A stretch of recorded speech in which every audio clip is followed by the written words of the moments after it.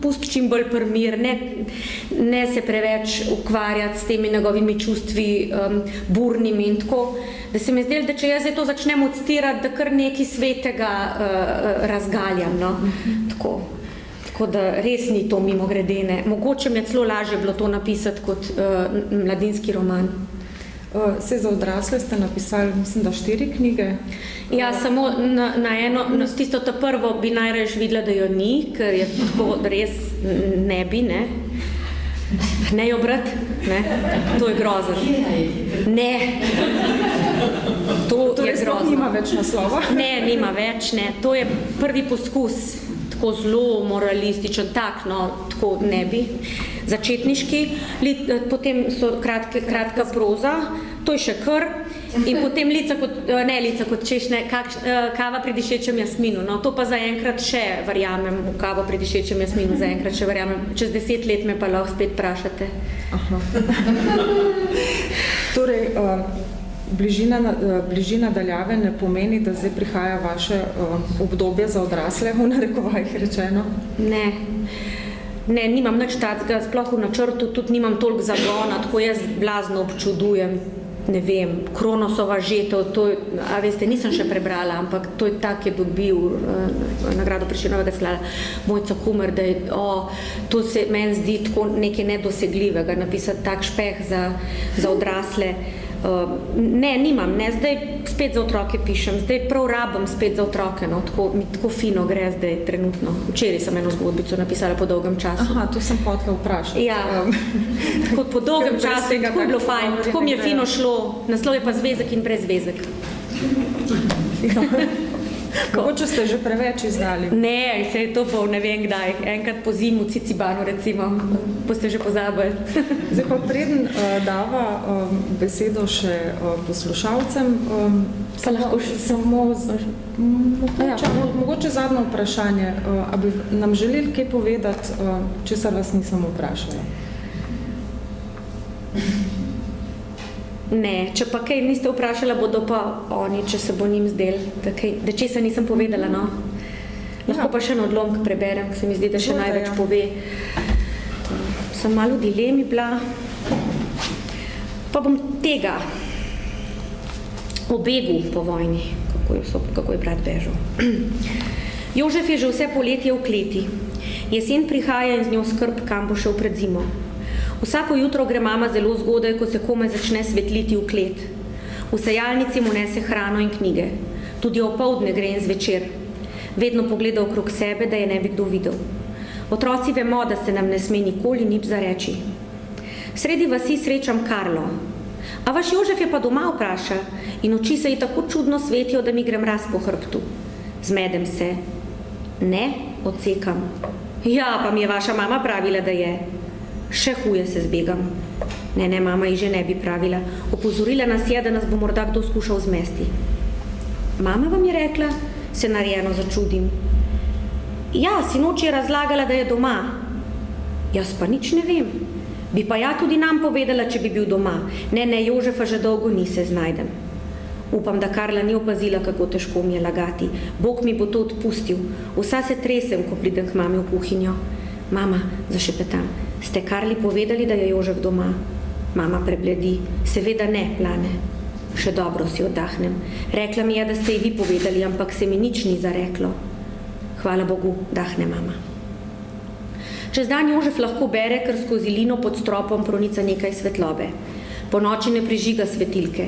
Nihče razen mame ne sme k njemu. Otroci se zavedamo nevarnosti, zato ga ne obiskujemo, čeprav si to želimo. Naša dobrotnica, gospa Silva, pri kateri živimo, najbrž ve, kaj se dogaja, vendar ničesar ne omeni. Gotovo nas ne bo izdala, saj so ji med vojno ubili moža.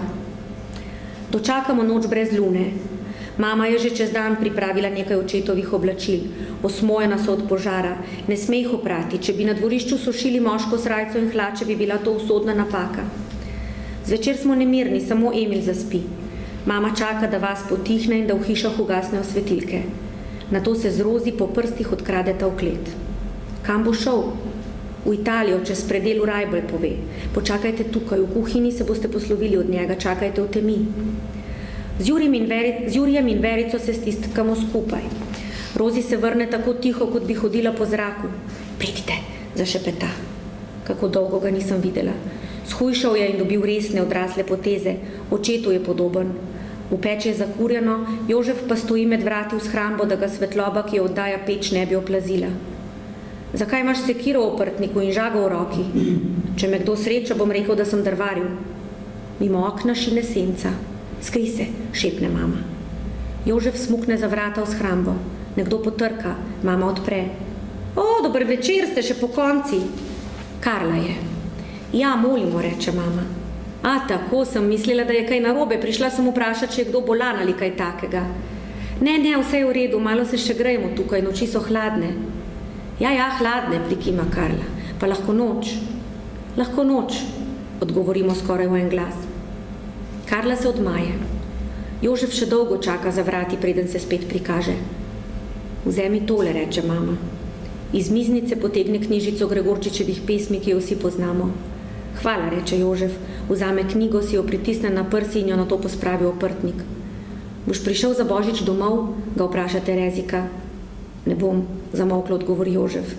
Njegove oči so polne solz. Rad bi videl Emila, preden grem. Spi, odgovori mama. Tako, no, ta je taka. No, ampak ni vse tako grozno, so tudi vedre stvari in lepe in tako opaziš, kada neko tako zgodbo slišiš, ker nam se pa res nič hudega še ni zgodilo, ne? Da je na svetu toliko lepih stvari in da takrat, kadar se najbolj grozne stvari dogajajo, da se tudi lepe. Pa so to tako take majhne stvari, pa so zelo lepe. Tako, mogoče samo ena taka epizodica, ki se meni zdi res tako v največji grozi tako lepa, ena podoba, ko mama umira in vsi otroci so ob njej, samo fantiček, ki ima 4 leta, ne more zdržati in gre ven in se prime za ušesa in kriči in teče, teka okrog hiše in iz sosedne hiše pride ena gospa in ga ujame, ga prime v naročje, ga k sebi stisne, ga pomiri in ga nese v hišo in ga nahrani. To so take drobne, lepe stvari, ki se v največji grozi zgodijo. Ja, hvala za ta lep sklep. Zdaj vas pa res povabim, da kakšnemu vprašanju ali pa kakšnemu komentarju, čeprav je knjiga še čisto sveža, je mogoče že kdo prebral. Izvolite, gospa. Jaz bi vprašala, koliko časa je nastajala ta knjiga, od spočetja pa do poroda, če se reče. Več kot 9 mesecev. Ja. Če sem že prej mislim, da sem omenila približno 3 leta ali pa mogoče še celo malo več. No. Če recimo prištejem zdaj še vse to piljenje po tem, ko je bil tipkopis oddan, moram reči, da zadnjih 15 strani, ko sem oddala tipkopis, nisem 18 strani, to me tako žrlo. Ko imaš na tečaja, ne, pa moraš do polnoči oddati, pošta je odprta do 7, ne. Morala bi iti v Ljubljano, če bi hotela malo dol delati, v Ljubljano na centralno pošto, jaz pa živim v Gorici. In sem tako rekla, do 5 bom še delala in potem pa moram nesti to razmnožiti na pošto. In zadnjih 18 strani ni bilo pregledanih, kako je mene to žrlo. Joj, sem rekla, upam, da bo žirija vedela, da jaz nisem imela časa pregledati zadnji dan. No, tako da še pol potem je bilo še dosti piljenja. No, tako da mogoče celo več kot 3 leta. Ampak se pravim, to ni intenzivno delo 3 leta. Tudi ne moreš, zdaj se mi je, da moram prav, zavestno sem se odločila, da je to snov, ki mora zoreti, ki mora res postati moja, da si bom jaz to upala. Tako sem mislila že za prejšnjo svetlobnico poslati, ne? Ne, nisem niti dokončala, tako takrat sem bila v šoli zelo obremenjena, no, tako da pa nisem niti dokončala in sem rekla, se mogoče pa boljš, da še mine še 1 leto ali še celo več kot 1 leto, leto in pol, ne? Ja, tako da je bilo ravno prav. Še kakšno vprašanje mogoče? Mene zanima, kje ste se srečali s to glavno imaginjo zgodbe? Mislim, kje ste jo spoznali? Na Primorskem, ona je mama od ene moje znanke in leta nazaj, ko smo mi imeli en praznik, smo skupaj sedeli za eno mizo in je ta moja znanka pripovedovala to zgodbo in meni potem po tistem ni dalo več miru, no.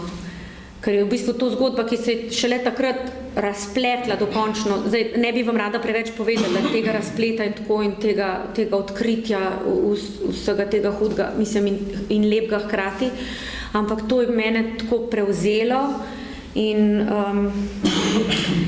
sem takrat pol še nekaj časa tuhtala, ali naj rečem, ali naj ne rečem, kako nikoli ne veš, kako bodo ljudje reagirali, ne, tako da, seveda sva se pa potem s to gospo grozno spoprijateljili, ne. Zdaj, ko je knjiga išla, smo skuhali žlikrofe in smo praznovali, no. Tako. Še kakšno vprašanje mogoče? Če ne, se jaz svoji iskrivi sogovornici zahvaljujem za ta večer, vam za obisk. Predvidevam, da bo knjiga na voljo, zdaj če kdo želi kupiti. Ravno tako predvidevam, da jo bo avtorica z veseljem podpisala. Ja, seveda. Hvala lepa še enkrat in se vidimo prihodnjič ob podobni priložnosti. Hvala. Malo vode popiti. Upam, da niste bile pred